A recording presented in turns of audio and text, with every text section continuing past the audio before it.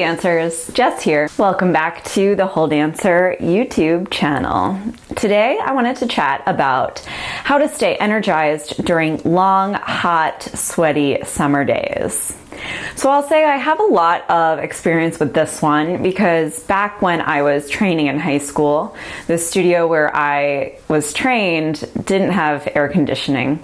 So in the summer, when I was home from summer intensives or between being away at summer intensives, I would be at my home studio and I would take the adult class and it would be, 80, 90 plus degrees, no air conditioning, super hot, and I literally was sweating buckets. I sweat a lot as it is, and then add in the heat and humidity and I was drenched. So staying energized on days like that can be super challenging. I mean, even if you are at a summer intensive and you are inside in AC, if you have those times out of doors in between classes or things like that, you have to think about how the heat and humidity might be impacting your energy and dancing and address those issues and make some changes accordingly.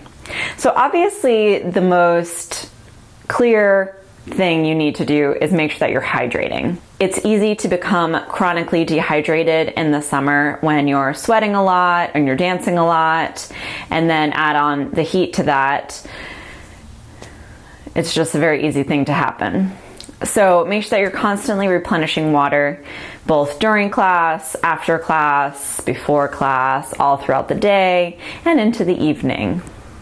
Another nice way to stay energized in that hot weather would be to switch up coffee, if you're typically a coffee drinker, and instead have some iced green tea.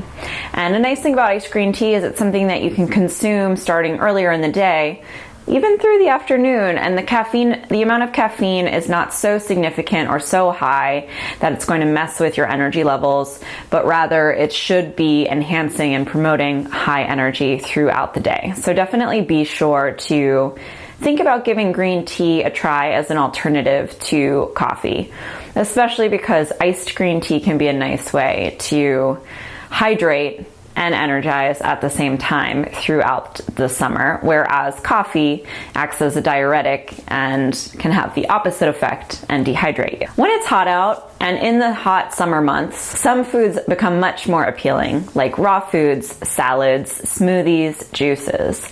So take advantage of the fact that those things are going to be more appealing to you and consume more of them throughout the day. It can be nice to eat a little bit lighter in the summer. However, if you're at a summer intensive, you can't eat too light because you have to make sure you're giving your body enough food and enough fuel to replenish what you've used. Especially in the times off, be sure that you think about your meals a little bit differently. When you're not dancing, you don't likely need quite as much food as when you're dancing all day. So think about that and also try to eat a little bit lighter just to see how it feels. As I mentioned, things like smoothies and salads and juices are going to be a nice way to fuel yourself in hotter weather and those warm months. Prioritize those things. Check the quantities of them, see what feels good and refreshing, but not overly heavy. Eating heavy foods, eating hot or spicy foods in the summer is not super appealing and just doesn't really feel great. So pay attention to that and think about your meals in the context of the weather that you're surrounded by and your activity levels. B vitamins are essential to energy, and it's a great idea to make sure that you're prioritizing those B vitamins, especially in the summer, really all year round. Now, if you're vegan, obviously you should be supplementing B12. That's true for all vegans. It's just not something that you'll get from a vegan food source. So you do have to supplement B12. However, everyone might benefit from a B complex vitamin supplement.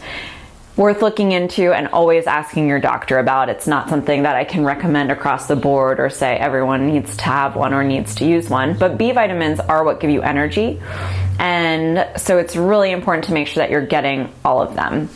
B vitamins are also water soluble, so it's not something you can OD on. You can't take too many B vitamins.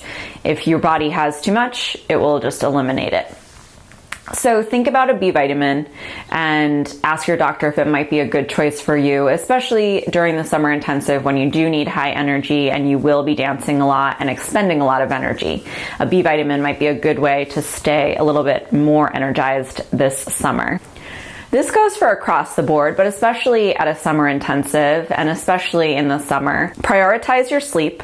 Sleep is essential to energy and performance and metabolism. Like, there are so many things that sleep impacts that it's really important to always remember to prioritize that practice.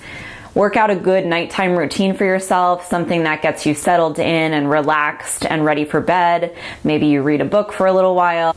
Make sure that you power down your devices, cell phone, iPad, laptop, all of that stuff, TV should be away or off at least an hour before bed, because you don't want to have any of that light going into your eyes. It can have a very bad impact on sleep hormones, brain chemicals that help us fall asleep. So you want to make sure that you eliminate those things earlier in the evening. Especially cell phones, I think it's really important to let your bedroom be a no phone zone and make your phone live elsewhere. Obviously at a summer intensive that won't be an option because you'll be probably in a dorm room.